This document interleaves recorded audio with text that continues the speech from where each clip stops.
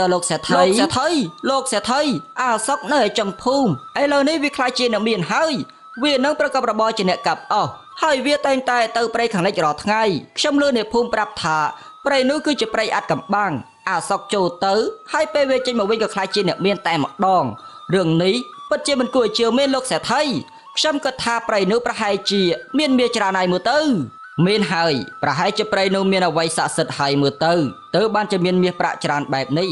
ថ្ងៃមានបរិះកំសត់ម្នាក់រស់នៅភូមិដាច់ស្រយាលមួយគេប្រកបរបរជាអ្នកកាប់អស់គេរស់នៅតែម្នាក់ឯងគ្មានបងប្អូនសាច់ញាតិអ្វីឡើយឪពុកម្ដាយចែកឋានទៅតាំងពីតូចដោយគេជាមនុស្សឧស្សាហ៍ព្យាយាមចេះយល់ទុកធរៈអ្នកដតីអ្នកភូមិគោរពស្រឡាញ់គេណាជីវិតអញលំបាកពេកក្រៃរាល់ថ្ងៃជួបតែទុក្ខលំបាកពុកម៉ែក៏មិនដែលឃើញមុខបេះដូងក៏កំព្រាទៀតរាល់ថ្ងៃកំថាឡាយគិតរឿងគូស្រករយោងតែឆ្នាំងបាយអាត្មាក៏មិនរួចផងធ្វើមិនហ៊ានប្រាថ្នាដួងច័ន្ទដែលនៅសែនឆ្ងាយនោះវាមិនអាចទៅរួចនោះទេណែអាសុកតើឯងកំពុងតែគិតអ្វីហ្នឹងបានជាឯងនេះរវើរវាយនិយាយតែម្នាក់ឯងអញ្ចឹងហ៎ណែនេះឯងក៏ប្រាប់ថានឹកដល់នារីណាម្នាក់នៅក្នុងភូមិនេះឯសោះវើយអោះអាចោះនេះឯងមកតាំងពីពេលណានឹងមិនបានជាយើងមិនដឹងអញ្ចឹងយើងទៅមកមិញនេះទេហើយឯងកាត់អ្វីដែរនឹងយើងមិនកាត់អ្វីទេយើងគ្រាន់តែត្រាម៉ាលេងបន្តិចនឹងក្រែលោមានគេចាប់អារម្មណ៍យើងខ្លះមានហើយតើពុកម៉ែរបស់ឯងគាត់សោកទុកយ៉ាងណាហើយជំងឺរបស់គាត់បានធូរខ្លះដែរឬទេអើយសម្លាញ់ហើយមួយថ្ងៃកាត់មួយថ្ងៃកោគ្នាពិបាកណាស់យើងមិនមានប្រាក់ទិញថ្នាំបំរុងសម្រាប់គាត់ឡើយយើងពិតជាអាណិតគាត់ណាស់សម្លាញ់ជើងជួយគាត់តាមលទ្ធភាពដែលមានសង្ឃឹមថាគាត់នឹងជាឆាប់ទៅចោះយើងអរគុណឯងជំនួសគាត់ផងអញ្ចឹងណែអាសុកមើលទៅឯងដូចជាខំធ្វើការម្លេះនៅក្មេងសោះកំខំពេកប្រយ័ត្នបាក់កម្លាំងវើយមិនអីទេអាចោះចាស់តែងតែនិយាយថាខំប្រឹងតន់ខ្លួននៅក្មេងពេលចាស់ទៅក្រែងលោសល់ប្រាក់ចាយនឹងគេខ្លះនិយាយអញ្ចឹងនៅព្រៃខាងលិចដូចជាសម្បូរអស់ណាស់ឬបានជាឯងខំទៅព្រៃខាងលិចរាល់ថ្ងៃអញ្ចឹងព្រៃខាងលិចនិងព្រៃខាងកើតវាមានប្រហាក់ប្រហែលនឹងគ្នាទេតែព្រៃខាងលិចនៅពេលដែលយើងចូលទៅវាចេះតែធ្វើឲ្យយើងមានអារម្មណ៍ល្អអញ្ចឹងហើយទៅបានជាយើងចូលចិត្តទៅព្រៃខាងលិចនឹងណាអាយ៉ានៅព្រៃខាងលិចពិសេសដល់ថ្នាក់នឹងផងអីថ្ងៃនេះឯងមិនទៅព្រៃខាងលិចទៀតទេអីយើងទៅអន្តោសម្លាញ់តែយើងចាំស៊ីបាយសិនហើយថ្ងៃរសៀលទៅបានយើងទៅសុកឯងនេះពិតជាពូកែមែនបើអញ្ចឹងយើងទៅស្រែមុនឯងហើយវើយទៅរកស្ទួយត្រីបន្តិចក្រែងលោបានមួយសម្លទៅចាស់ចោះ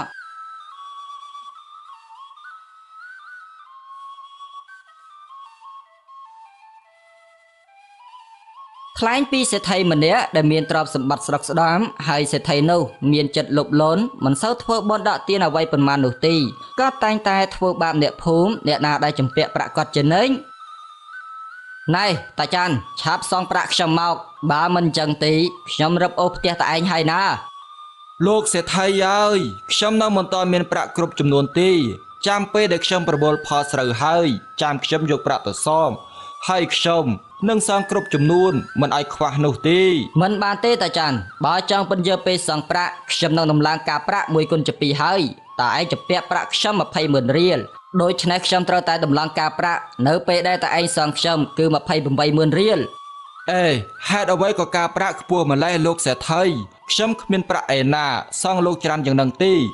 តើខ្ញុំបានប្រាក់ឯណាចាយវាប្រចាំថ្ងៃទៅខ្ញុំមិនដឹងទេបើតើឯងមិនចង់សងការប្រាក់ខ្ញុំច្រើនយ៉ាងនឹងតើឯងសងប្រាក់ខ្ញុំឥឡូវមកបាទលោកចាំខ្ញុំសងប្រាក់លោក28,000រៀលនៅខែក្រោយព្រោះពេលនេះខ្ញុំគ្មានប្រាក់ទេថ្លែងអំពីសោកតែងតែទៅរកអោនៅព្រៃខាងលិចរាល់ថ្ងៃមួយទេវតាដែលថែរក្សាក្នុងព្រៃនោះបានឃើញសោកជាមនុស្សល្អទ្រង់ក៏ចង់សាកចិត្តសោកទេវតាអង្គនោះក៏បានប្រែក្រឡាទៅជាតាចាស់ម្នាក់រួចដើរសម្ដៅទៅរកសោកចៅប្រុសហើយតើចៅមកពីណាហើយចៅឯងមកព្រៃនេះធ្វើអ្វីបាទលោកតាចៅមកព្រៃនេះដើម្បីរកអោសហើយលោកតាតាណាមកណាដែរបានជាលោកតានៅតែម្នាក់ឯងដូច្នេះតាដើរមករកជីកដំឡូងហើយតាក៏បានវិចបាយទឹកមកជាមួយដែរតែតាឈប់សម្រាកត្រង់នោះម្បែងមិញក៏ត្រូវសัตว์ស្វាវាមកដណ្ដើមយកទៅអស់តើចៅមានបាយទេតាសុំបន្តិចមក តាឃ្លានណាស់តាអត់បាយមួយថ្ងៃទៅហើយចៅបាទលោកតាខ្ញុំបានវិចបាយទឹកមកជាមួយខ្លះដែរខ្ញុំទៅតែហូបរួមអំបញ្ញមិញនេះទេឃើញលោកតាហេវហត់អស់កម្លាំងបែបនេះលោកតាយកបាយខ្ញុំទៅពិសាចុះតាសូមអរគុណហើយចៅពិតជាមានសន្តានចិត្តល្អមែនតាមពិតទៅតាគឺជាទេវតាដែលថែរក្សាក្នុងព្រៃនេះបើចៅមិនជឿទេចាំតាប្រែក្រឡាឲ្យមើលពេលនោះលោកតាគាត់ក៏បានប្រែក្រឡាទៅជាទេវតាតាមពិតទៅលោកតាពិតជាទេវតាមែនសម្រាប់ពិតជាស្រស់សង្ហាខ្លាំងណាស់ខ្ញុំមិនដែលឃើញទេវតាពីមុនមកនោះទេពិតមែនហើយឯងជាមនុស្សល្អមែនយើងគឺជាទេវតាថែរក្សានៅទីនេះពេលនេះយើងនឹងឲ្យប្រាថ្នាទៅឯង3យ៉ាងឯងចង់បានអ្វីឯងប្រាថ្នាភ្លាមទៅតើជាការពិតទេលោកទេវតាខ្ញុំពិតជាសប្បាយចិត្តណាស់បើសិនជាមានបំណងប្រាថ្នា3យ៉ាងមែនខ្ញុំមិនសុំអ្វីច្រើននោះទេទី1ខ្ញុំសូមឲ្យខ្លួនឯងក្លាយជាមនុស្សមានកម្លាំងនិងសុខភាពល្អហើយទី2សូមឲ្យខ្ញុំមានផ្ទះដ៏សមរម្យមួយទី3ខ្ញុំសូមទ្រព្យសម្បត្តិខ្លះដើម្បីយកទៅធ្វើដើមទុនរកស៊ីក្រែងលោកខ្ញុំខ្លាចជាអ្នកមានខ្ញុំនឹងបានជួយអ្នកក្រីក្រនៅក្នុងភូមិរបស់ខ្ញុំព្រោះតែអ្នកភូមិរបស់ខ្ញុំសពថ្ងៃនេះពួកគេមានជីវភាពខ្វះខាតច្រើនណាស់បំណង3យ៉ាងរបស់ឯងបានសម្រេចហើយពេលនេះឯងត្រឡប់ទៅវិញចុះអ្វីគ្រប់យ៉ាងនឹងសម្រេចតាមបំណងរបស់ឯងបាទខ្ញុំពិតជាអរគុណលោកទេវតាខ្លាំងណាស់បន្ទាប់ពីសុកខ្លាចជាអ្នកមានហើយដំណឹងនេះក៏បានលេចលឺដល់លោកសេដ្ឋីសុកនៅឯចុងភូមិឥឡូវនេះវាខ្លាចជាអ្នកមានហើយវានឹងប្រកបរបរជាអ្នកកាប់អស់ហើយវាតែងតែទៅព្រៃខាងលិចរាល់ថ្ងៃខ្ញុំលឺអ្នកភូមិប្រាប់ថាព្រៃនោះគឺជាព្រៃអាត់កំបាំងសុកចូលទៅហើយពេលវាចេញមកវិញក៏ខ្លាចជាអ្នកមានតែម្ដងរឿងនេះពិតជាមិនគួរឲ្យជឿមែនលោកសេដ្ឋីខ្ញុំគិតថាព្រៃនោះប្រហែលជាមានមាសច្រើនហើយមើលទៅ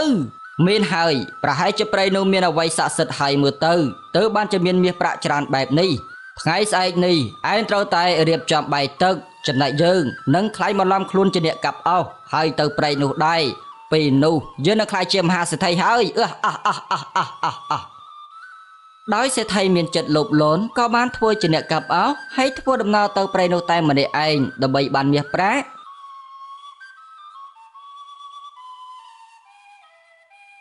ពេលមកដល់ព្រៃហើយលោកសេដ្ឋីក៏បានជួបនឹងតាចាស់ដោយទៅនឹងសុកដែរក្មួយប្រោតើក្មួយតាណាមកណាដែរបានជាក្មួយមកដល់ព្រៃនេះអញ្ចឹងតើតានេះមកពីណានឹងខោមិនខោអាវមិនអាវថែមទាំងក្លិនខ្លួនស្អុយទៀតឆាប់ចេញពីផ្លូវយ៉ាងទៅយើងប្រញាប់ទៅរកមាសយើងលើថាព្រៃនេះសម្បូរមាសណាស់តែឯងឆាប់ថយចេញទៅក្រោយពីឮសម្ដីដ៏អសុរោះរបស់លោកសេដ្ឋីដូច្នេះហើយទេវតាខឹងខ្លាំងណាស់ហើយទេវតាក៏ដឹងថាសេដ្ឋីនៅជាមនុស្សលោភលន់គាត់រស់នៅជាអ្នកមានហើយប៉ុន្តែគាត់នៅចង់បានទ្រព្យសម្បត្តិបន្ថែមទៀតទេវតាក៏ជប់ក្រឡមួយនៅនឹងមកលោកសេដ្ឋីនោះ